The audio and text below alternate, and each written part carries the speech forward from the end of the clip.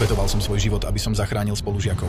No to, akým spôsobom, je priam neuveriteľné. Volám sa Aicás Hasan Bangaš a 6. januára 2014 som čelil osudovému okamihu, ktorý navždy zmenil životy mnohých okolo mňa. Bol som študentom na škole v Ibrahimzaj v Hangu a v tento deň som meškal do školy, kvôli čomu mi nebolo dovolené zúčastniť sa na rannom zhromaždení. Keď som bol pred školskou bránou spolu s 2 spolužiakmi, priblížil sa k nám muž, ktorý tvrdil, že chce podstúpiť prijatie. No jeden z mojich spolužiakov si všimol na jeho veste odpaľovač a spolu s mojimi spolužiakmi utekal dnu, aby spustil poplach, zatiaľ čo ja som sa rozhodol čeliť samovražednému atentátnikovi. Vedel som, že musím niečo urobiť, aby som ochránil mojich spolužiakov. Keď sa muž začal rýchlejšie kráčať smerom k škole, hodil som po ňom kameň, no netrafil som. Následne som utekal za ním a objal ho, aby som zabránil útoku. No tento čin znervoznil atentátnika, ktorý následne odpálil svoju vestu. Zomrel som na mieste útoku, ale žiadny z mojich spolužiakov nebol zranený. Môj otec po mojej smrti povedal, že som obetoval svoj život na záchranu životov